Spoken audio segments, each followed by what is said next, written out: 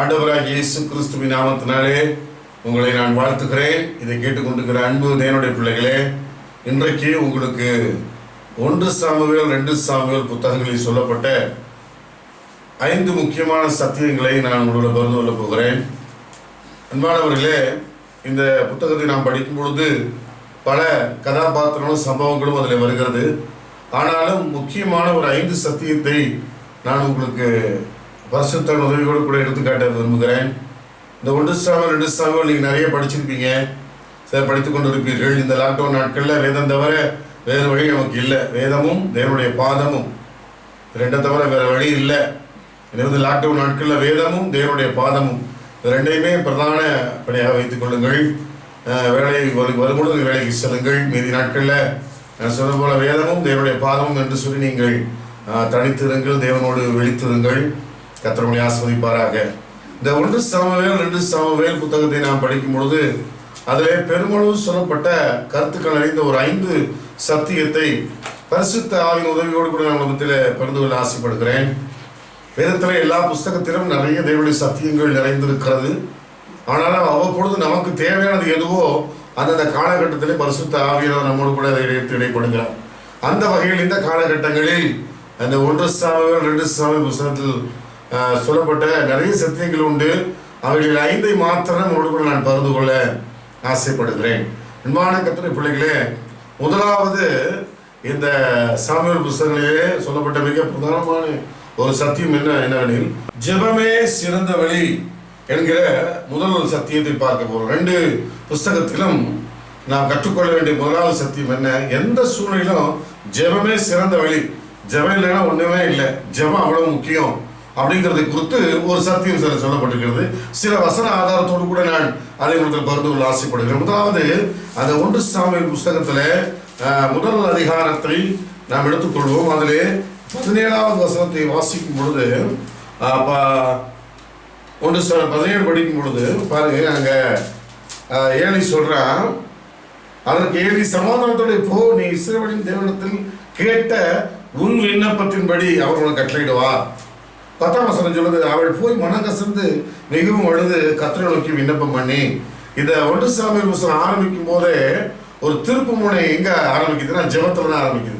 பல வருஷம் அந்த கர்த்தருடைய ஆலயத்துக்கு அண்ணாள் வந்திருக்கிறாள், எல்கானா கூட்டிட்டு வந்திருக்கிறான். ஆனா ஒரு முறை கூட அங்க ஜெபிக்கணுங்கிற எண்ணம் வரல. ஆனா எப்ப அவனுக்கு ஜெபிக்கணுங்கிற எண்ணம் வந்துச்சோ அங்கே அற்புதங்கள் தொடங்கியது. அதான் ஜெபத்துல தான் அற்புதம் தொடங்குது, ஜெபத்துல தான் சரித்திரம் தொடங்குது, ஜெபத்துல தான் சாதனை தொடங்குது, ஜெபத்துல தான் சாமுவேல்கள் பிறக்கிறார்கள் என்பதை இந்த 1 சாமுவேல் நான் பார்க்க முடியாது. அதுக்கு காரணம் ஜெபம்தான். ஜெபத்தினால் பிறந்தவன் சாமுவேல். ஆக ஜெபம் எவ்வளவு முக்கியம் என்பதை நம்ம அதில் பார்க்க முடியும். அது மாத்திரமல்ல, அதே 3ஆம் அதிகாரத்தில் அந்த சாமுவேலுக்கு ஒரு ஜெப அனுபவத்தை கர்த்தர் தருகிறார்.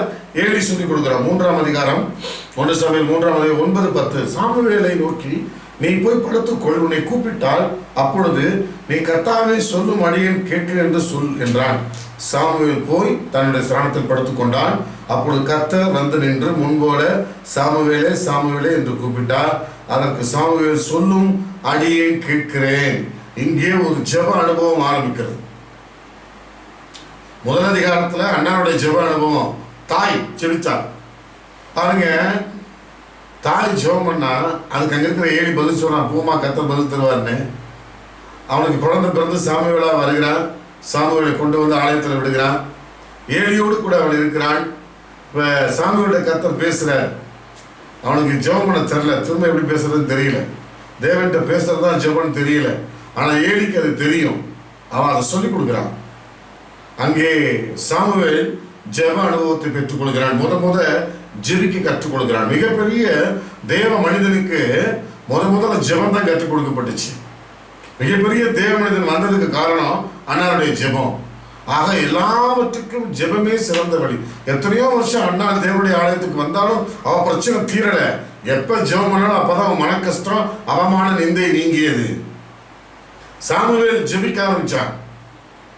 ஜெபமோட இம்பார்ட்டன்ஸ் அதை சொல்லிக் கொடுக்குறான் ஏலி தோல்வியடைந்த ஊழியக்காரனாக இருந்தாலும், அவுட் ஆஃப் அனாயிட்டிங், அவுட் ஆஃப் மினிஸ்ட்ரியா இருந்தாலும் அவனை கரெக்டாக சொல்லிக் கொடுக்குறான் சாமுவேலுக்கு. ஜெபம் பண்ணுவதற்கு. ஏன்னா ஜெபம் தான் சிறந்த வழி என்று தெரியும். சாமுவேல் கற்றுக் கொடு, அவன் தீர்க்கதரிசியாக தான் கற்றுக் கொடுக்கிற முதல் பாடம் ஜெபம் தான். அடுத்து பார்த்தீங்கன்னா அதே அந்த 1 சாமுவேல் 7ஆம் அதிகாரத்தில் பார்த்தீங்கன்னா 5-6 வசனங்களை நாம் படிக்கலாம். இந்த 5-6 வசனங்கள். பின்பு சாமுவேல், நான் உங்களுக்காக கர்த்தரை கொண்டாடும்படிக்கு இஸ்ரவேல் எல்லாரும் மிஸ்பாவிலே கூட்டுங்கள் என்றான். இப்போ பெலிஸ்தியர் பயங்கரமாக கூடி வர்றாங்க, சண்டைக்கு போகணும். பாருங்க, அங்க என்ன சொல்றான் சாமுவேல், ஜெபத்தை கற்றுக் கொடுக்கிறான். யுத்தத்துக்கு போறதுக்கு முந்தி ஜெபம் தான் சிறந்த வழி. ஏன்னா சின்ன வயசுல ஜெபம் தானே கத்துக்கிட்டான், ஜெபம் தானே கத்துக்கிட்டான், ஜெபிக்க கத்துக்கிட்டான். ஆனா அதே தேவ மனுஷன் வளர்ந்து இஸ்ரவேல் ஜனங்களுக்கு அதான் சொல்லி கொடுக்குறான். பாருங்க, அந்த இடத்துல அவங்க சண்டைக்கு வர்றாங்க, இஸ்ரவேல் ஜனங்கள் விரோதமா பெலிஸ்தர் வருகிறார்கள். அப்பொழுது என்ன சொல்றான் சாமுவேல், பின்பு சாமுவேல், நான் உங்களுக்காக கர்த்தரை மன்றாடும்படிக்கு இஸ்ரவேலர் எல்லாரும் மிஸ்பாவிலே கூட்டுங்கள் என்றான். அவர்கள் அப்படியே மிஸ்பாவிலே கூடி வந்து தண்ணீர் கொண்டு கர்த்தருடைய சந்நிதியிலே ஊற்றி அனைத்தினும் உபவாசம் பண்ணி கர்த்தருக்கு விரோதமாய் பாவம் செய்வோம் என்று அங்கே சொன்னார்கள். மிஸ்பாவிலே சாமுவேல் இஸ்ரவேல் புத்திரரை நியாயம் விசாரித்துக் கொண்டிருந்தான். இப்ப இஸ்ரவேல் ஜனங்களுக்காக மிஸ்பாவிலே உபவாசம் போட்டு ஜெபம் பண்றான். ஜனங்களையும் கூட்டு உபவாசம் ஜெபிக்கிறார்கள். அப்படி ஜெபம் பண்ணும்போது என்ன நடக்குதுன்னு கேட்டீங்கன்னா 10ஆம் வசனம் பாருங்க, 9-10. அப்பொழுது சாமுவேல் பால் குடிக்கிற ஒரு ஆட்டுக்குட்டியை பிடித்து அதை கர்த்தருக்கு சர்வாங்க தகவலையாக செலுத்தி இஸ்ரவேலுக்காக கர்த்தரை நோக்கி வேண்டிக் கொண்டான். கர்த்தர் அவனுக்கு மறுமொழி கொடுத்தார்.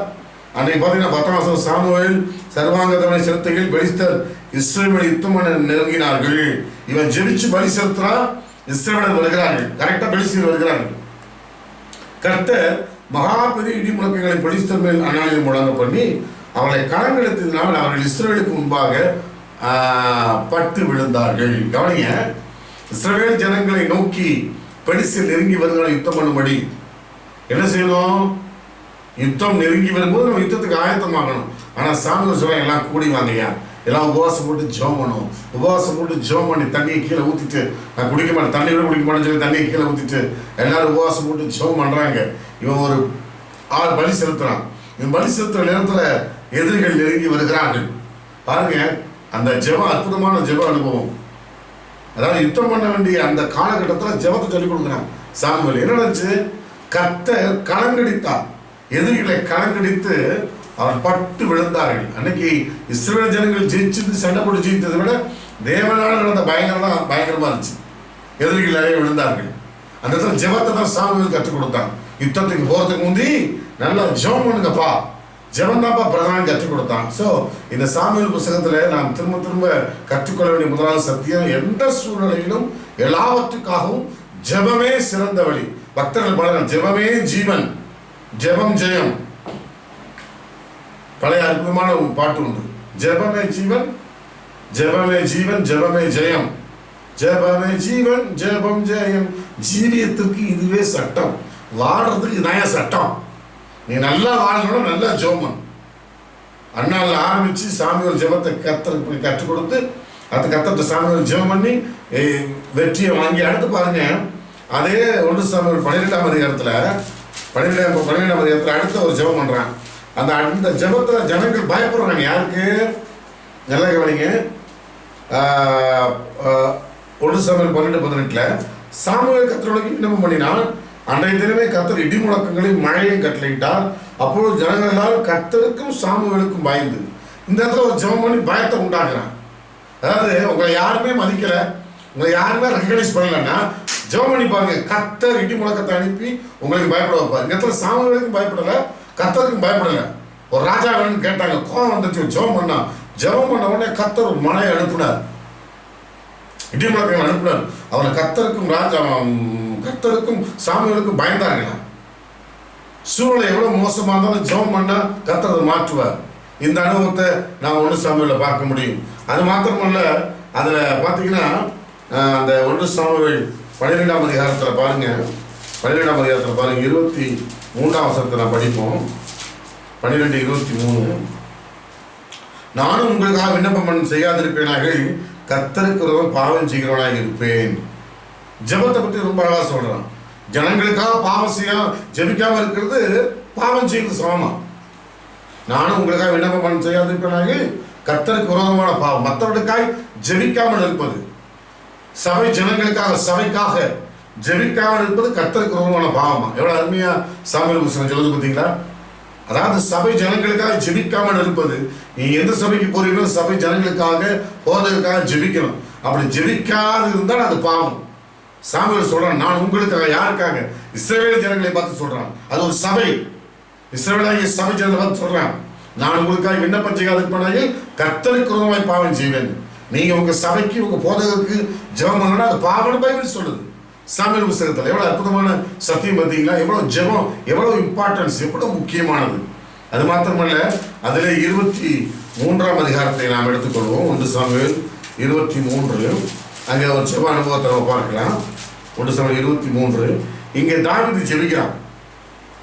இவன் வந்து கேகிலா அப்படிங்கிற ஒரு பட்டணத்தை காப்பாற்றுறதுக்காக போறான், காப்பாற்றிடுறான். ஆனால் அவன் அங்கே இருக்கான்னு தெரிஞ்சு சவுல் தோற்றிட்டு வர்றான். உடனே பாருங்க, 7லேருந்து 13, 1 சாமுவேல் 23ஆம் அதிகாரம் 7லேருந்து 13. தாவீது கையிலாக்கு வந்தார் என்று சவுலுக்கு அறிவிக்கப்பட்ட போது தேவன் அவனை என் கையில் ஒப்புக் கொடுத்தார். அவன் கதவுகளும் தாழ்பார்ந்த பட்டணத்திற்குள் பிரவேசித்தனால் அடைபட்டிருக்கிறான் என்று சவுல் சொல்லி தாவீதையும் மனுஷரையும் முற்றுகை போடும்படிக்கு கைலாவுக்கு போக எல்லா ஜனத்தையும் யுத்தத்துக்கு அழைப்பித்தான். தனக்கு பொல்லாப்பு செய்ய சவுல் எத்தனை படுவான் என்று தாவீது அறிந்து கொண்ட போது ஆசாரியனாகிய அபியத்தாரை நோக்கி ஏபோத் இங்கே கொண்டு வா என்றான். அப்பொழுது தாவீது, இஸ்ரவேலின் கர்த்தாவே, சவுல் கைலாவுக்கு வந்து என் நிமித்த பட்டணத்தை அழிக்க வைத்தார் என்று ஒரு அடியாக நான் நிச்சயமாக கேள்விப்பட்டேன். கைலா பட்டணத்தாரை அங்கேயும் ஒப்புக் கொடுப்பார்களோ? உம்முடைய அடியான் கேள்விப்பட்டபடி சவுல் வருவானோ? இஸ்ரவேலின் தேவனாகிய கர்த்தாவே, இதை உம்முடைய அடியானுக்கு தெரிவிக்க வேண்டும் என்றான். அது கர்த்தர் அவன் வருவான் என்றார்.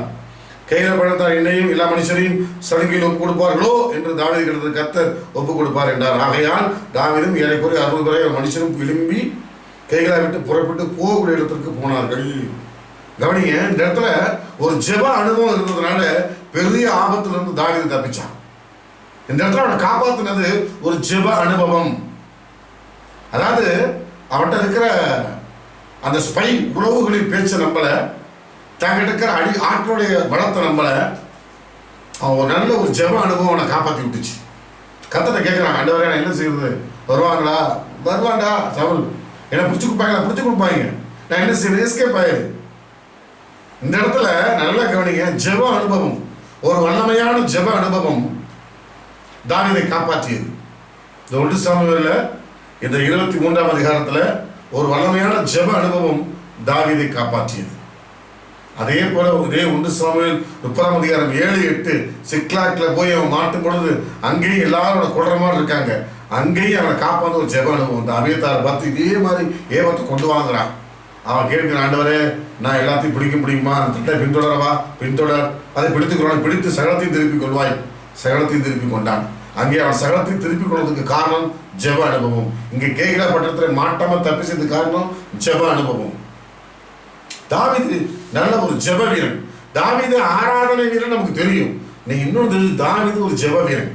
அதே 2 சாமுவேல் 2ஆம் அதிகாரம் 1-2 கர்த்தர் கிட்ட கேட்பான், சவுல் செத்து போயிட்டான், அவன் குடும்பத்தை ஐந்திரிக்கு யாரில் யோனத்தான் செத்து போயிட்டான். நேரடியாக போய் பட்டணத்தில் உட்காந்து நான் தான் ராஜான்னு சொல்லலை. 2 சாமுவேல் 2ஆம் அதிகாரம் 1-2 கர்த்தர் கேட்கிறான், நான் இஸ்ரவேல் பட்டணத்துக்கு போட்டுமான்னு கேட்கிறான். கர்த்தர் போங்கிறார். உடனே போகல. எந்த பட்டணத்துக்கு போறது? எவரோனுக்கு போங்கிறார். ஜெப அனுபவம். ஜெப அனுபவம் அற்புதமா வழிநடத்தும். ஜெப அனுபவம் ஞானத்தை தரும். ஜெப அனுபவம் உங்களை தலைவனாக்கும். ஜெப அனுபவம் இக்கட்டான சூழ்நிலையை எப்படி கையாளுவது என்பதை சொல்லிக் கொடுக்கும். நெருக்கடியான சூழ்நிலைகளை எப்படி கையாளுவது என்பதை ஜெபம் சொல்லித் தரும். அது மாத்திரமல்ல, 2 சாமுவேல் 24:17 கடைசி அதிகாரத்தில் அவன் இஸ்ரவேல் ஜனங்களை எண்ணும்படி ஏவப்படுவான். அதை தப்புன்னு உணர்ந்து பரிதாபமா ஜெபிப்பான். கர்த்தர் ஜெபத்தை கேட்டவனை மன்னித்தார். இப்படி 1 சாமுவேல் 2 சாமுவேல்ல நாம் கற்றுக்கொள்ள வேண்டிய மிக பிரதானமான சத்தியம் என்ன? ஜெபமே சிறந்த வழி. The prayer is the best way in your life. உங்க வாழ்க்கையில ஜெபம் தான் பெஸ்ட் வே. அதுதான் சரியான வழி. அதுதான் சரியான தலைவனாய் மாற்றும், சரியான மனிதனாய் மாற்றும், தேவ சித்தத்தை தெரிய வைக்கும், தப்பிக்க வைக்கும், காப்பாற்ற வைக்கும், வழி நடத்தும், நெருக்கடியான சூழலை ஜெயிக்க வைக்கும். ஜெபம் ஒரு அற்புதமான விஷயம். அப்படிங்கிறத இந்த சாமுவேல் படிக்க முடியும். இதை கேட்டுக்கொண்டிருக்கிற கர்த்தருடைய பிள்ளைகளே, உங்க ஜெப வாழ்க்கை குறித்து நீங்க சிந்திச்சு பாருங்க. உங்க ஜெப வாழ்க்கை எப்படி இருக்குது? காலையில் எழுந்ததும் கடமைக்காக ஜெபிக்கிறீங்களா? நைட்டு படுக்கும்போது ஜெபிக்கிறீங்களா? இந்த 2 ஜெபம் பண்ணுற ஆள் உலக மகா ஏமாத்துக்காரங்க மனசில் வச்சுக்கோங்க. காலையில் எழுந்தோட ஒரு சின்ன ஜெபம், நைட்டு படுக்கும்போது, 2மே சுயநலம். காலையில் எழுந்தோட அது கடமை, நைட்டு ஜெபிக்கிறது சுயநலம். ஏதாவது நைட்டு கெட்டக்கிழமை வந்துடக்கூடாதுப்பா அப்படிங்கிற ஒரு கடமை. கடமைக்காக செய்வது ஜெபம் அல்ல. ஜெபம் என்பது கடமை அல்ல. ஜெபம் என்பது உறவு. ஜெபம் என்பது உறவு. ஜெபம் என்பது சுவாசம். ஜெபம் என்பது ஜீவன். ஜெபம் என்பது தேவன் மேல் வைத்திருக்கிற அன்பை காட்டக்கூடிய ஒரு இடம், ஒரு வார்த்தை. அது அன்பான கர்த்தருடைய பிள்ளைகளே, இந்த 1-2 சாமுவேல் புத்தகத்திலே நாம் கவனமாய் கற்றுக்கொள்ள வேண்டிய மிகப்பெரிய சத்தியம், ஜெபமே சிறந்த வழி. நிறைய வசனங்கள் நான் சொன்னேன், உங்களுக்கு நிறைய வசனங்களை சொன்னேன். 1 சாமுவேல் 1:17, 3:9-10, 7ஆம் அதிகாரம் 5-6, 12ஆம் அதிகாரம் 17-19, 23, 23ஆம் அதிகாரத்தில் 7-13, 30ஆம் அதிகாரத்தில் 7-8, 2 சாமுவேல் 2ஆம் அதிகாரம் 1-2, 2 சாமுவேல் 24-17. இது எல்லாமே ஜெபம் எவ்வளவு முக்கியம் என்பதை மறைமுகமாய் நமக்கு வலியுறுத்துகிற, எச்சரிக்கிற வேத சம்பவங்கள். எனவே இந்த 1 சாமுவேல் 2 சாமுவேல் கற்றுக்கொள்ளக்கூடிய பிரதானமான சத்தியம், ஜெபமே ஜீவன். ஜெபம் ரொம்ப ரொம்ப முக்கியம். ஜெபம் இல்லாத வாழ்க்கை, குறை இல்லாத வீடுன்னு நம்ம கிறிஸ்தவத்தில் கேள்விப்பட்டிருக்கிறோம். ஜெபம் இல்லாத மனுஷன் செத்த மனுஷனுக்கு சமம். ஜெபம் இல்லாத மனுஷன் பிணத்துக்கு சமம். தயவு செய்து உங்கள் ஜெப வாழ்க்கையை இன்க்ரீஸ் பண்ணுங்க. உங்கள் ஜெப வாழ்க்கையை அதிகப்படுத்துங்க. ஒரு ஜெப வீரனா மாறுங்க. ஒரு ஜெப மேகமா நீங்க மாறுங்க. ஒரு ஜெப எரிமலையா மாறுங்க. நீங்க மற்றவங்களுக்காக ஜெபிக்கிறவங்களா மாறுங்க. இதை கேட்டுக் கொடுக்கிற கர்த்தருடைய பிள்ளைகளே, அன்னாளின் ஜெபம் சாமுவேலை உருவாக்கியது. சாமுவேலின் ஜெப வாழ்க்கை அவனை தீர்க்கதரிசியாய் மாற்றியது. சாமுவேலின் ஜெப வாழ்க்கை இஸ்ரவேல் ஜனங்கள் கர்த்தருக்கு பயப்பட வைத்தது, எதிரிகளை காப்பாற்றியது. அன்பான கர்த்தருடைய பிள்ளைகளே, தாவீதின் ஜெபம் அவனை காப்பாற்றியது, அவனை வழிநடத்தியது, தலைவனாய் மாற்றியது. எனவே நீங்கள் ஜெபத்தில் வளருங்க, ஜெபத்தில் பெருகுங்க. எப்படிலாம் ஜெபிக்கலாம்னு யோசிங்க. ஜெபத்தில் பெருகுங்க. கர்த்தர் உங்களை ஆசீர்வதிப்பார். இந்த 1 சாமுவேல் 2 சாமுவேல் சொல்லப்பட்ட 5 முக்கியமான சீர்திருத்தம். 2வது என்னன்னு பார்ப்போம். 2வது என்ன அப்படின்னு கேட்டீங்கன்னா, வாயினால யுத்தமும் வரும், யுத்தத்தை நிறுத்தவும் முடியும். நம்முடைய வாய் தான் நம்முடைய வாழ்க்கையில் யுத்தத்தை கொண்டு வருகிறது, யுத்தத்தை நிறுத்துகிறது. 2வது சத்தியம். நம்முடைய வாய் பார்த்தீங்களா, இது யுத்தத்தை கொண்டு வரும், யுத்தத்தை நிறுத்தவும் செய்யும். இதுக்கு சில சம்பவங்கள் இந்த 1 சாமுவேல் 2 சாமுவேல் சொல்லப்பட்டிருக்கு. இதை நம்ம பார்க்க போகிறோம். நீங்க 1 சாமுவேல் 17 ஃபுல்லா படிச்சு பாருங்க. அங்க ஒருத்தர் வாய் பேசிக்கிட்டே இருக்கான். யாருமே கோலியத் 40 நாள் வாயால பட சொல்லிட்டு இருந்தான். 40ஆவது நாள் வந்தான் தாவீது, ஒரே கல்லு அடிச்சு முடிச்சிட்டான். பாருங்க, அந்த வாயினால ஒரு யுத்தம், கேவலமா செத்து போயிட்டான். வாயினால ஒரு யுத்தம் பேசிக்கிட்டே இருந்தான். புரியுதா உங்களுக்கு? வாய், நம்முடைய வாய் யுத்தத்தை கொண்டு வரும், யுத்தத்தை நிறுத்தும். இன்னும் சொல்ல போனா அதே 1 சாமுவேல் 24 4-7 பாருங்க. அங்க வகையா மாற்றுறான் சவுல். யார்கிட்ட தாவீதை மாற்றுறான். கர்த்தரை கூட ஒப்பு கொடுத்தாருன்னு சொல்ல முடியும். 1 சாமுவேல் 24 4-7 பாருங்க. அப்பொழுது தாவீது மனுஷர் அவனை நோக்கி, இதோ நான் உன் சத்துருவின் கையில் ஒப்பு கொடுப்பேன், உன் பார்வைக்கு நலமானவனை செய்வாயாக என்று கர்த்தர் உன்னோடு சொன்ன நாள் இதுதானே என்றார்கள். தாவீது எழுந்திருந்து போய் சவுளுடைய சால்வையின் தொங்கலை மெல்ல அறுத்துக் கொண்டான். தாவீது சவுலின் சால்வை தொங்கலை அறுத்துக் கொண்ட நிமித்தம் அவன் மனதை அடித்துக் கொண்டிருந்தது. அவன் தன் மனுஷரை பார்த்து, கர்த்தர் அபிஷேகம் பண்ணின என் ஆண்டவர்கள் என் கையை போடும்படியான இப்படிப்பட்ட காரியத்தை நான் செய்யாதபடி கர்த்தர் என்னை காப்பாராக, அவர் கர்த்தரால் அபிஷேகம் பண்ணப்பட்டவர் என்று சொல்லி தன் மனுஷரை சவுலின் மேல் எழும்ப விட்டாமல் தன் வாயினால் ஒரு யுத்தத்தை நிறுத்துறான் தாவீது. இப்ப மட்டும் சவுல் தாவீதை போட்டிருந்தாங்க வச்சுங்களேன். நடக்க சம்பவத்தை நான் சொல்றேன். இந்த டைம்ல மட்டும் தாவீது இந்த வார்த்தையை சொல்லி சவுலை கொள்ளாம தடுக்கிறேன்னு வச்சுக்கோங்க. வாயினால வெட்டுக்கடா அப்படின்னு வெட்டி சொல்லியிருந்தாங்கன்னா, இப்ப சவுல் ஸ்தானத்துக்கு ஜனங்கள் யோனத்தானை கொண்டு வந்திருப்பாங்க. இப்ப யோனத்தான் ராஜாவா இருப்பான். யோனத்தான் ஜாகிறதுக்கு 50 வருஷம் ஆகும். அதுக்குள்ள தாவீதுக்கு வயசாயிடும். உங்களுக்கு தெரியுமா உங்களுக்கு? அப்புறம் யோனத்தான் இவனுக்கு தாவீதுக்கு சண்டை வந்திருக்கும். எப்படி இருக்கும் கற்பனை பண்ணி பாருங்க. வாயினால ஒரு பெரிய யுத்தத்தை நிறுத்தினான்னு சொல்ல முடியும். நம்முடைய வாய் யுத்தத்தை நிறுத்தவும் செய்யும், யுத்தத்தை கொண்டு வரும். உங்கள் வாய் எப்படி வீட்டுக்குள்ள யுத்தத்தை கொண்டு வருதா? உங்கள் வாய் ஒரு வார்த்தையில் குடும்பத்தை கலக்கிறவெல்லாம் இருக்கிறான். எதையாவது கொடுத்து கூட்டுட்டு ஒரு வாயினாட கடைசியில் எனக்கு தெரியலப்பா அப்படின்பாங்க. எனக்கு தெரியாது அப்படின்னு. ரொம்ப ஜாக்கிரதையாக இருங்க. நம்முடைய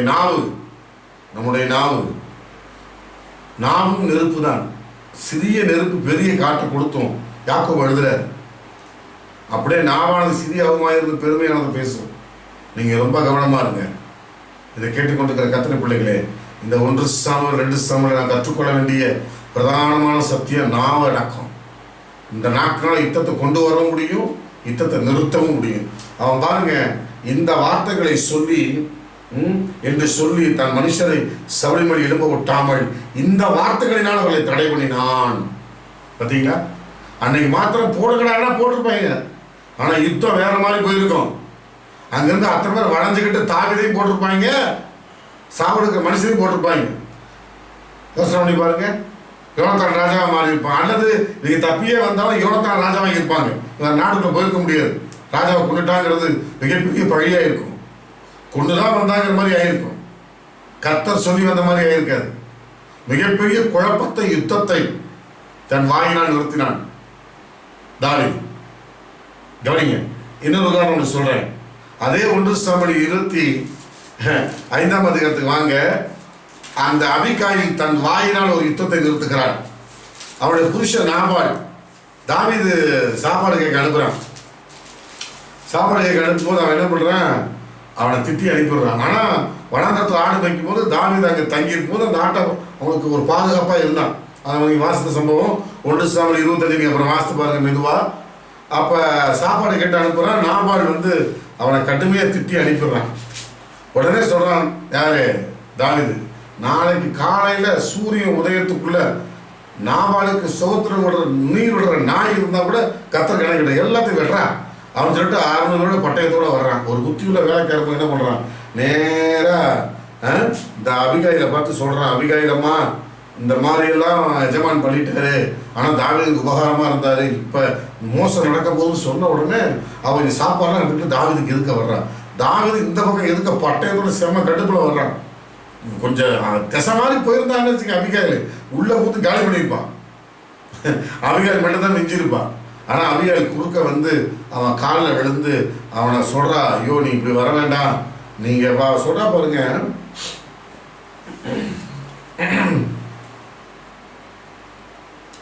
நீ விருதாவாய் ரத்தம் சிந்தாமலும் 1 சாமுவேல் 25:31 என் ஆண்டவனாய் நீர் பழிவாங்காலும் இருந்தது உண்டானால் அப்பொழுது என் ஆண்டவனாய் உமக்கு ஒரு துக்கமும் இராது, மனநிடலும் இராது. கர்த்தர் என் ஆண்டவனுக்கு நன்மை செய்வோம், உடைய அடியால் நினைப்பீராக என்றார். உடனே தாவீது என்ன சொல்றாரு பாருங்க. அப்பொழுது தாவீது அபிகாயை நோக்கி, உன்னை இன்றைய தினம் என்னை சந்தித்து அனுப்பின இஸ்ரவேலின் தேவனாகிய கர்த்தருக்கு ஸ்தோத்திரம், நீ சொல்லி யோசனை ஆசீர்வதிக்கப்படுவதாக. நான் ரத்தம் சிந்த வராதபடிக்கு என் கையே பழிவாங்காதபடிக்கும் நீ இன்றைய தினம் என்னை தடை பண்ணினபடியால் நீயும் ஆசீர்வதிக்கப்படுவாயாக. நீ தீவிரமாக என்னை சந்திக்க வராமல் இருந்தாயானால் பொழுது விடியும் மட்டும் நாபாலுக்கு ஒரு நாயும் உயிரோடு வைக்கப்படுது என்று உனக்கு பொல்லாமை செய்ய எனக்கு இடமுடாதிருக்கிற இஸ்ரவேல் கர்த்தருக்கு சொல்லி கொண்டு மெய்யாக சொல்லுகிறேன்னு சொல்லி அவன் தான் கொண்டு வந்ததை தாவீது கையிலே வாங்கி கொண்டு அவளை பார்த்து, நீ சமாதானத்துடைய உன் வீட்டுக்கு போ, இதோ நான் உன் சொல்லை கேட்டு உன் முகத்தை பார்த்து இப்படி செய்தேன் என்றான். ஒரு மிகப்பெரிய கலவரத்தை தான் வாயின் வார்த்தையோட அடங்கிட்டான் அபிகாயில். அவன் கொலை வெறியோட வரான் 600 பேரோட. அப்படியே குறுக்க பூந்து வாயினால பேசுகிற, ஐயா நீ ரொம்ப நல்ல மனுஷன், அயோக்கிய பையன், நாளைக்கு நீங்கள் ராஜாவாயிடுவீங்க, நீங்கள் ராஜாவான உடனே ஒரு சாதாரண கொண்டுட்டு மன குற்றவனுக்கு வர வேண்டாம், அவனே செத்து போயிடுவான், நீங்கள் அடிக்கிறதுக்கு அவன் பெரிய ஆள் இல்லை, நீ இதுக்கு வரேன்னு சொல்லி சாப்பாடை கொடுத்து அவன் சந்தோஷமாக அனுப்புகிறான். அவன் சொல்ல பார்த்தீங்களா, தாவீது உன் சொல்ல கேட்டு நான் யுத்தத்தை நிறுத்திக்கிட்டேன். நம்முடைய வாயின் வார்த்தை யுத்தத்தை நிறுத்தவும் செய்யும், யுத்தத்தை கொண்டு வரவும் செய்யும். அபிகாயின் வார்த்தை மிகப்பெரிய ஒரு ரத்தத்தை சிந்த வேண்டிய ரணகலத்தை உண்டாக்க வேண்டிய ஒரு யுத்தத்தை நிறுத்தியது. தாவீதுக்கு நல்ல பேரை வாங்கி தந்தது வாயின் வார்த்தை. ஆனால் அதே நாபாலின் வார்த்தை ஒரு யுத்தத்தை கொண்டு வந்துச்சு. ஆனால் அபிகாயின் வார்த்தை யுத்தத்தை நிறுத்திருச்சு. நீங்கள் நாபால் மாதிரி பேச போறீங்களா, அபிகாயில் மாதிரி பேச போறீங்களா? அதை யோசனை பண்ணி பாருங்க. நாபால் பேசின வார்த்தை மறுநாள் காலையில் ஒன்றுமே இருந்திருக்காரு. ஆனால் அபிகாயில் பேசின வார்த்தை அவள் சந்ததியை குடும்பத்தை காப்பாற்றுனுச்சு. பின்னாட்கள் தாவீதுக்கு மனைவியாய் மாறி போனாள். அபிகாயில் மிக அழகுள்ளவள் என்று வேத ஆராய்ச்சிகள் சொல்லுகிறார்கள். மிக அறிவுள்ளவளாக இருந்து தாவீதின் அரசாட்சிக்கு உதவியாக இருந்தார் என்று வரலாறு சொல்லுகிறது. கேட்டுக்கொண்டிருக்கிற கர்த்தருடைய பிள்ளைகளே, எல்லாம் வாய் தான். அதே போல 2 சாமுவேல் 2ஆம் அதிகாரத்தில் பாருங்க, 2 சாமுவேலுக்கு வாங்க, அங்கே ஒரு யுத்தம் வாயினாலதான், அதே வாயினாலதான். என்ன அப்படின்னு கேட்டீங்கன்னா, 2 சாமுவேல் 2ஆம் அதிகாரத்தில் அப்னேர் யாருன்னு கேட்டீங்கன்னா, சவுளுடைய படை தளபதி அப்னேர். சவுல் செத்து போனோம், அவன் தான் அந்த இருக்கிற ஜனங்களை கொஞ்சம் பார்த்துக்கிட்டு இருக்கிறான். பெண்ணிபில் கோத்திரத்துக்கு அவன் தான் தலைவனாக இருக்கிறான், படை தளபதியும் தலைவனாக இருந்துகிட்டு இருக்கிறான். இன்னும் ஜனங்கள் வந்து தாவீதை சேரலை. இப்போ இவங்க வெளியில சந்திச்சுக்கிறாங்க. யார்? அப்னேர், சவுலின் படை தளபதி. எய்த்த மாதிரி யார் இருக்கான்னு கேட்டீங்கன்னா, யோவாப் யாருன்னா தாவீதுடைய படை தளபதி. இப்போ தாவீதுடைய படை தளபதி யோவாவும் தம்பி அபிஷேகம் அங்கே இருக்கிறாங்க. ஒரு குளத்துல சந்திக்கிறாங்க. நல்லா கவனிங்க, நான் திரும்ப படிக்கிறேன். நேரின் குமாரனாகிய அப்னேர் சவுலின் குமாரன் இஸ்போசேத்தின் சேவகரை கூட்டிக் கொண்டு மகனாயிமிலிருந்து கிபியோனுக்கு புறப்பட்டு போனான். அவர்கள் செரியாவின் 1 சாமுவேல் 2ஆம் அதிகாரம் 12-13. அப்பொழுது செரியாவின் குமாரனாகிய யோவாவும் தாவீதின் சேவகரும் புறப்பட்டு போய் கிபியோனு குளத்தண்டையிலே ஒருவருக்கு ஒருவர் எதிர்பட்டு குளத்திற்கு அந்த பக்கத்தில் அவர்களும் குளத்திற்கு இந்த பக்கத்தில் இவர்களும் இறங்கினார்கள். அப்னேர் யோவாவை நோக்கி, யாரே அப்னேர்? யாரே? சவுலுடைய படைத்தளபதி. சவுல் தான் செத்து போயிட்டான். அவன் தான் ராஜா மாதிரி படைத்தளபதி அதிபதி மாதிரி இருக்கிறான். அவன் சொல்றான், அப்னேர் யோவாவை நோக்கி, வாலிபர் எழுந்து நமக்கு முன்பாக சிரமம் பண்ணட்டும் என்றான். அந்த மாதிரி சிரமம் பண்ணலான்னு சொல்லி சண்டை ஆரம்பிச்சு அது பெரிய யுத்தமா மாறி இப்போ அப்னேர் பார்த்தா துண்டை காணும் தொடச்சிட்டு ஓடிட்டு இருக்கான். இப்போ பாருங்க, நீங்க ரொம்ப ஜோக்கான விஷயம் என்னன்னா, 25ஆம் வசனம், அப்பொழுது அப்னேரை பின்தொடர்ந்து சென்ற பென்யமீன் புத்திரர் ஒரே படையாக கூடி ஒரு மலைவீழ்ச்சி கொண்டு நின்றார்கள். அப்பொழுது அப்னேர் யோவாவை பார்த்து கூப்பிட்டு, பட்டயம் எப்பொழுது சங்காரம் பண்ணி கொண்டிருக்க வேண்டுமோ, முடிவிலே கசப்புண்டாக என்று அறியீரோ, தங்கள் சகோதரர் விட்டு பின்வாங்கும்படிக்கு எந்த மட்டும் ஜனங்கள் சொல்லாதிருப்பீர் என்றான். அதற்கு யோவாப், இன்று காலமே நீர் பேசாதிருந்தீரானால் ஜனங்கள் அவரவர் தங்கள் சொல்லை பின்தொடராமல் அப்பொழுதே திரும்பி விடுவார்கள் என்று தேவனுடைய ஜீவனை கொண்டு சொல்கிறேன் என்றான். யோவாப் எக்காலம் ஊதினான். அப்பொழுது ஜனங்கள் எல்லாரும் இஸ்ரவேலரை தொடராமலும் யுத்தம் பண்ணாமல் நின்று விட்டார்கள். யோசனை பண்ணி பாருங்க. யோவாப் அப்னேரை தொடராமல் ஜனங்களை எல்லாம் குடிவர செய்தான். தாவீதின் சேவகர்களில் 19 பேரும் ஆசைகளும் குறைந்திருந்தார்கள். தாவீதின் சேவகரோ பென்யமீனரிலும் அப்னேர் மனுஷனும் 360 பேர் மடங்கடித்தார்கள். சும்மா வாயினால பேசி அப்னேர் 360 படை வீரர்களை இறந்துட்டான். யோவாப் சைடில் ஒரு 19 பேர் தான். அது யோவாப் ரொம்ப அழகாக சொல்லலாம். பார்த்தீங்களா, அந்த 27ஆம் வசனம் 1 சாமுவேல் 2:27, 1 சாமுவேல் 2:27. அதற்கு யோவாப், இன்று காலமே நீர் பேசாதிருந்தீரானால் ஜனங்கள் அவரவர் தங்கள் சோதரை பின்தொடராமல். வாய் தான் காரணம். அப்னேர் வாயை வச்சுட்டு சும்மா இல்லாமல் ஒரு வாய் வார்த்தை விட்டதுனால ஒரு யுத்தம் வெடித்து ஒரு 300 பேர் பக்கம் மடிந்து போனார்கள். வீணான யுத்தம், வாயை திறந்து வீணான நஷ்டம். அப்போ என்ன அர்த்தம்? எவ்வளவு முடியுமோ அவ்வளவு நாவடக்கத்தை பயன்படுத்துங்கள், அது உங்கள் அபிஷேகத்தை பெருகு பண்ணும். எவ்வளவு முடியுமோ நாவடத்தை பெருகு பண்ணுங்கள், அவ்வளவு சமாதானத்தை பெருகு பண்ணும். நாக்கை எவ்வளவு அடக்கிறோமோ அந்த அளவுக்கு ஆசீர்வாதமும் அபிஷேகமும் பெருகி ஆவிக்குரிய வாழ்க்கை செழிப்பாக இருக்கும். ஆவிக்குரிய வாழ்க்கையில் நாக்கை திறக்க வேண்டிய இடம் ஜெபத்திலையும் ஆராதனையில் மட்டும்தாங்க. வேறு எதுவும் நாக்கு ரொம்ப திறந்துடாதீங்க. ஆவிக்குரிய வாழ்க்கையில் ரொம்ப எதிரியாக வரக்கூடியது நாக்கு தான், ரொம்ப ஆசீர்வாதம் தரக்கூடியது நாக்கு தான். ஆகையினால வாயினால் யுத்தமும் வரும், வாயினால் யுத்தத்தை நிறுத்தவும் முடியுங்கிற மிகப்பெரிய சத்தியத்தை நீங்கள் 1 சாமுவேல் 2 சாமுவேலை கற்றுக்கொள்ள முடியும். மூன்றாவதாக என்ன ஒரு சத்தியம் என்று நான் பார்ப்போம். மூன்றாவதாக பிள்ளைகளை கர்த்தருக்குள் வளர்ப்பதில் எச்சரிக்கை தேவை. இந்த 1 சாமுவேல் 2 சாமுவேலை கற்றுக்கொள்ள வேண்டிய பிரதானமான சத்தியத்தில் 3வது சத்தியம் என்னன்னு கேட்டீங்கன்னா, பிள்ளைகளை கர்த்தருக்குள் வளர்ப்பதில் எச்சரிக்கையாக இருக்கணும். 1 சாமுவேல் 2ஆம் அதிகாரம் 27-30 ஏலியின் பிள்ளைகளை குறித்து ஒரு தேவமனுஷன் சொல்றான். ஏலி, நீ ஒழுங்கா பிள்ளைகளை வளர்க்காம விட்டுட்ட, என்னை விட உனக்கு பிள்ளைங்க ரொம்ப முக்கியமா? என்னை கனம் பண்ணவர்களை நான் கனம் பண்ணுவேன், என்னை கனகீனம் பண்ணுகிறவர்கள் கனகீனப்படுவார்கள் என்று ஆண்டவர் சொல்றார். 1 சாமுவேல் 2ஆம் அதிகாரம் 27-30. இதை கேட்டுக்கொண்டிருக்கிற கர்த்தருடைய பிள்ளைகளே, ஏலி என்கிற பிரதான ஆசாரியன் தன் பிள்ளைகளை கண்டிக்காமல் விட்டான். அவர்கள் கண்டிக்காமல் விட்டு ஒழுங்கெல்லாம் வளர்ந்ததுனால தேவனுடைய பெட்டி பிடிபட்டு போகும் அவலம் வந்தது. ஏலியினுடைய மருமகள் பிரசவ காலத்தில் சொன்னா இக்கபூத் அப்படின்னா, இக்கபூத் என்றால் மகிமை போயிடுச்சு, தேவனுடைய பெட்டி பிடிபட்டு போயிடுச்சு. அவளும் செத்து போனா, மாமனும் செத்து போனா, பிள்ளைகள் ஒரே நாளில் மொத்தமாக ஏலிய குடும்பமே அவுட்டு. ஏழி தன் பிள்ளைகளை ஒழுங்காக வளர்த்திருந்தா பெட்டி பிடிபட்டு போயிருக்க வாய்ப்பு இல்லை. இதை கேட்டுக்கொண்டிருக்கிற கர்த்தருடைய பிள்ளைகளே, உன்னுடைய பிள்ளைகளை ஆவிக்குரிய வாழ்க்கை வளர்ப்பது ரொம்ப எச்சரிக்கையாக இருக்கணும். இதெல்லாம் தெரிஞ்சு வளர்ந்த சாமுவேல், இதையெல்லாம் கண்ணால பார்த்துக்கிட்டே வளர்ந்த சாமுவேல் அதே தப்ப பண்ணான். 1 சாமுவேல் 8ஆம் அதிகாரம் 1 முதல் 3 இதே சேம் மிஸ்டேக். யாரு? சாமுவேல். சாமுவேல் அதை குறித்து பெரிய மனவேதனை உண்டு. சாமுவேலை குறித்து பாருங்க. 1 சாமுவேல் 8ஆம் அதிகாரம் 1, 2, 3. சாமுவேல் முதுவயதான போது தன் குமாரரை இஸ்ரவேலின் மேல் நியாயாதிபதிகளாக வைத்தான். அவனுடைய மூத்த குமாரனுக்கு பெயர் யோவேல், இளையவனுக்கு பெயர் அபியா. அவர்கள் பெயர் சபாவில் நியாயாதிபதிகளாக இருந்தார்கள். ஆனாலும் அவனுடைய குமாரர் அவன் வழியில் நடவாமல் பொருளாசைக்கு சாய்ந்து பரிதானம் வாங்கி நியாயத்தை புரட்டினார்கள். பார்த்தீங்களா? பிள்ளைகளை அவனும் ஒழுங்காக வளர்க்காம விட்டான். இதெல்லாம் தெரிஞ்சு சாமுவேல் என்ன பண்ணிட்டான்? அவன் மட்டும் நல்லவனா வாழ்ந்துட்டு பிள்ளைகளை ஒழுக்கம் இல்லாமல் வளர்த்துட்டான். இதை கேட்டுக்கொண்டிருக்கிற கர்த்தருடைய பிள்ளைகளை, சாமுவேலை குறித்து நாம் வாசிக்கும் போதெல்லாம் இதையும் தானே வாசிக்கிறோம். ஒரு மைனஸ் இருக்கு பார்த்தீங்களா? பிள்ளைகளை ஆவிக்குரிய ஜீவிதத்தை வளர்க்கறதுல எச்சரிக்கை தேவை. இன்னும் கூட நீங்கள் பார்த்தீங்கன்னா 2 சாமுவேல் 13ஆம் அதிகாரத்தில் அப்சலோம் மிகப்பெரிய தவறு ஒன்றை செய்கிறான். என்ன? தன்னுடைய சகோதரன் அம்னோனை அடித்து கொன்று போடுகிறான். 2 சாமுவேல் 13ஆம் அதிகாரத்தில் பார்த்தீங்கன்னா எல்லாரும் அடித்து கொண்டுறான். அடித்து கொண்டுட்டு வாருங்க 38ஆம் வசனம். அப்சலோம் கேசுக்கு ஓடி போய் அங்கே 3 வருஷம் இருந்தான். தாவீது ராஜா அம்னோன் செத்தபடியினால் அவனுக்காக துக்கித்து ஆறுதல் அடைந்த போது அப்சலோமை பின்தொடர் நினைவு விட்டு விட்டான். அப்சலோம் மூத்த குமாரன், அம்னோன் இன்னொரு மனைவியோட குமாரன். இந்த அம்னோன் ஒரு தையத்தகாத காரியத்தை செஞ்சுட்டான். அதுக்கு வேற மாதிரி செட்டில்மெண்ட் பண்ணியிருக்கலாம். ஆனால் அப்சலோம் என்ன பண்ணிட்டான்? தான் தங்கச்சி கெடுத்தவனை பழிக்கு பழி கொன்னே போட்டான். அப்படி அந்த நாட்களில் கொலை செய்வது மிகப்பெரிய ராஜதுரோகம், குற்றம். அவனை பின்தொடர்படி தாவீது நினைக்கிறான். ஆனால் அவன் தாத்தா வீட்டுக்கு ஓடிட்டான். தாத்தா வீட்டில் போய் இருக்கிறான். நல்லா கவனிங்க. அவனும் அவங்க அம்மாவும் ஒரு ராஜாவுடைய மகன். ஆனால் பேரா போய் அங்கே போய் தங்கிக்கிட்டாங்க. 3 வருஷம் கழிச்சு யோவாப் என்ன பண்ணுறான்? தந்திரமாக பேசி திரும்ப கொண்டு வரான். பாருங்க, 1 சாமுவேல் 14ஆம் அதிகாரம் 33. யோவாப் ராஜாவிடத்தில் போய் அதை அவனுக்கு அறிவித்த போது அப்சலோமை அழைப்பித்தான். அவன் ராஜாவிடத்தில் வந்து ராஜாவுக்கு முன்பாக தரையில் முகப்புற விழுந்து வணங்கினான்.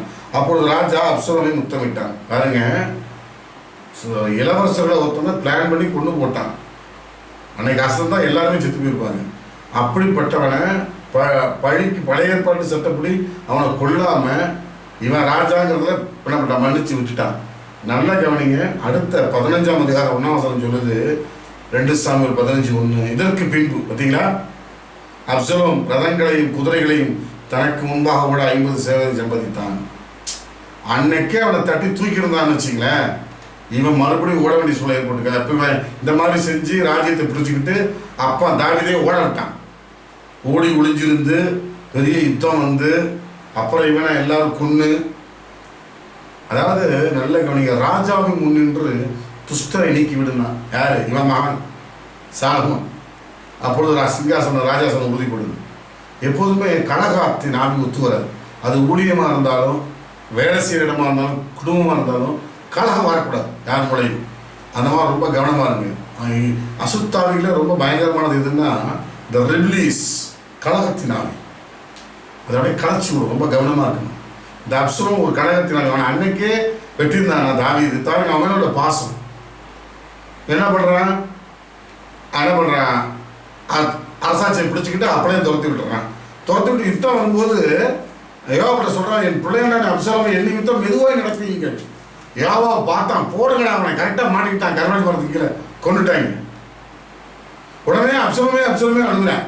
யோவாப்பு கோவம் வந்துச்சு. ஏய், நாங்களாம் முட்டா பழிக்கிறேன், உனக்காக உன்னை உட்காந்து சண்டை போட்டுருக்குறோம். உன் மகன் கூட அவனை ஏன் கொண்டீங்கன்னு அவனுக்கு அழுதுட்டு இருக்க. அப்போ நாங்கள்லாம் எல்லாம் அவங்க சாதாரணமானது இருக்கு, வரலாம் கொண்டை போட்டுருவோம் அப்படின்ட்டான். பயமுறுத்துனான் யோவாப். அப்புறம் பயந்துட்டு பேசாமல் உட்காந்தான் தாவீது. அதெல்லாம் ரொம்ப கொடுமையான விஷயம். தாவீது பண்ணது ஒரு சேட்டை தான். பெத்த பிள்ளைக்காக அவன் ராஜ விதிக்கிற மீறி ஜனங்கள் அவன் சொல்கிறான், நாங்கள் சண்டை போட்ட இஸ்ரவேல் ஜனங்கள் இந்த இவரெல்லாம் உனக்கு சாதாரண உன் பையன் பெருசா, அப்போ நாங்கள்லாம் செத்து உன் பையன் இருந்தால் சந்தோஷப்படுவியா? யோவாப்பு நாக்க கொடுக்குற மாதிரி கேட்குறான். அப்புறம் தான் வந்து தாவீது உட்காரான். கவனிங்க, அந்த அளவுக்கு பிள்ளை பாசம். ராஜ சட்டத்தை மீறி இஸ்ரவேல் ஜனங்களை விட பிள்ளைகளை நேசிச்சான். அந்த அளவு துரத்தி விட்டான். எதுக்கு சொல்கிறேன்? பிள்ளைகளை அன்னைக்கே போட்டுக்கணும். மகன் சட்டப்படி ராஜட்டப்படி அப்சலோம் போட்டிருந்தான்னா இவளை கலகம் வந்திருக்காது. அப்போ நல்லா கவனிங்க, ஏலியும் சரி அதான் 1 சாமுவேல் 2 சாமுவேல்ல நல்ல கதாபாத்திரம் கவனிங்க. ஒன்று ஏலி, இன்னொன்று சாமுவேல், இன்னொன்று தாவீது. இந்த 3 பேருமே பிள்ளைகளை கொஞ்சம் கவனக்குறைவாக விட்டுட்டாங்க. ஏன் சாலமோனோட விட்டாங்க, அதை நம்ம பார்க்கலாம். எதுக்கு சொல்ல வர, பிள்ளைகளை கர்த்தருக்குள் வளர்ப்பதில் கவனமாக இருங்க. உங்கள் பிள்ளைகளுக்கு படிப்பு சொல்லிக் கொடுக்க கவனமாக இருக்கீங்க, அவனுக்கு நல்ல வாழ்க்கை அமைச்சு தர கவனமாக இருக்கீங்க, அவர்களுக்கு நல்ல வேலை வாங்கி தர கவனமாக இருக்கீங்க, சொத்து சேர்த்து வைக்க கவனமாக இருக்கீங்களே தவிர ஒரு ஆவிக்குரிய தரத்தை நீங்கள் பார்த்துருக்கீங்களா? ஒரு நாள் என்னைக்கா கூடவா உட்காரு இந்த பைபிளை படிக்க சொல்லி கேட்டிருக்கீங்களா? பேரண்ட்ஸ் உங்கள் பிள்ளைய உட்கார வச்சு பாட சொல்லி கேட்டிருக்கீங்களா? ஜெபிக்க சொல்லி கேட்டிருக்கீங்களா? வேதம் படிப்பா, குடும்ப ஜபத்தை நடத்த, எங்கே பிரசங்கத்தை பண்ணு சொல்லி கேட்டிருக்கீங்களா? இதை கேட்டுக்கொண்டிருக்கிற கர்த்தருடைய பிள்ளைகளை ஆவிக்குரிய விஷயத்தில் சரியாக வளர்த்துருங்க. நீதி ஒழுக்கத்தை கற்றுக் கொடுங்க. ஆவிக்குரிய காரியம் மட்டும் இல்லை, ஒழுக்கத்தை கற்றுக் கொடுங்க. சமுதாயத்தை மதிக்க கற்றுக் கொடுங்க. நல்ல பிள்ளைகளா, ஒழுக்கம் உள்ளவர்களா, ஆவிக்குரிய ஒழுக்கம் உள்ளவர்களா, தேவனை தேடுகிறவர்களா, கீழ்படுகிறா நீங்கள் பிள்ளைகளை வளர்க்கணும். இந்த 1 சாமுவேல் 2 சாமுவேல்ல நாம் கற்றுக்கொள்ள வேண்டிய 3வது ஒரு சத்தியம்னா கேட்டீங்கன்னா, பிள்ளைகளை வளர்ப்பதிலே ஒழுங்கு. ஆமென்.